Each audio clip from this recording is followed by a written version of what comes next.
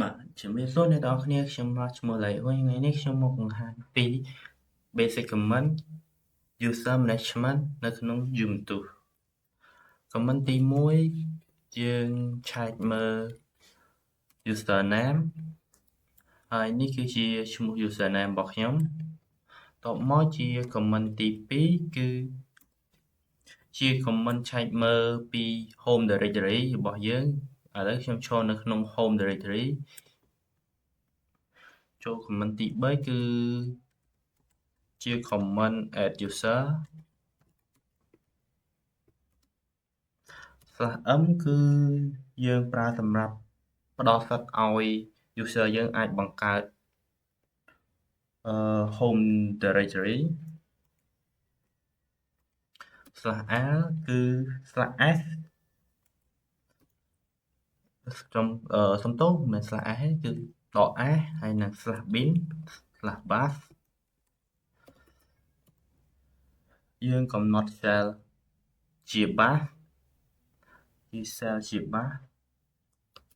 តបមកគឺឈ្មោះ username ថ្មីរបស់យើង enter ហើយយើងដាក់ password ឥឡូវ user យើងបង្កើតបានរួចរាល់ហើយប៉ុន្តែយើងអត់ដឹងថាវាចូលឬនៅ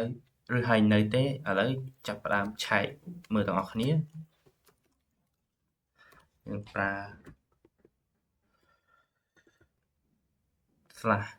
/etc និង /paws សំទោស paws d ដើម្បីឆែកមើល user របស់យើងបាទនេះគឺឈ្មោះ user របស់យើងហើយយើងបានបង្កើតរួចរាល់ហើយឥឡូវយើងបង្កើតបានរួចរាល់ហើយប៉ុន្តែ user យើងមិញអត់ទាន់បានដាក់ password ទេអញ្ចឹងយើងចាប់ផ្ដើមដាក់ password ទៅឲ្យ user របស់យើងដោយប្រើ sudo pasd ហើយនឹងឈ្មោះ user របស់យើងឥឡូវយើងមក set password វារួចរាល់ហើយយើងដាក់ password ម្ដងទៀតឥឡូវជោគជ័យហើយឥឡូវខ្ញុំចាប់ផ្ដើមចូលទៅមើល user របស់យើងដាក់ password ដែលយើងដាក់មិញឥឡូវយើងចូលមកដល់ហើយតែយើងចង់ឆែកមើលថាវាឈ្មោះ user នឹងមែនអត់ឥឡូវយើងដាក់ who am I បាទនេះគឺជាឈ្មោះ user ដែលយើងបង្កើតមិញឥឡូវមកដល់ហើយយើងចាប់ផ្ដើមចេញពី folder របស់ user ដើមយើងសិនឥឡូវយើងមើល pwd មើលថា directory យើងឈរនៅលើអីឥឡូវយើងឈរនៅលើ home របស់យើងចាប់ផ្ដើមសាកបង្កើត folder ថ្មីមួយដើម្បីតេស្តមើលថាយើងអាចបង្កើតបានអត់យើងប្រើ mk dir ឥឡូវខ្ញុំបង្កើតជា tag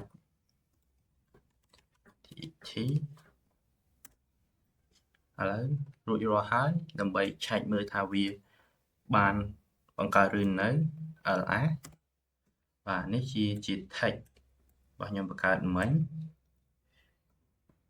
យើងក៏អាចបង្កើតជា folder បានដែរយើងអាចផ្ដល់សិទ្ធិវាបានអស់ហើយឥឡូវខ្ញុំចាក់ចេញពី user ដែលយើងបង្កើតមិញចូលទៅ user ដើមវិញឥឡូវខ្ញុំសុំ clear អ្វីដែលយើងសេវបញ្ចោលសិនឥឡូវយើងឆែកមើល user ដើមយើងថាយើងមកដល់ user ដើមនៅបាទមកដល់ហើយ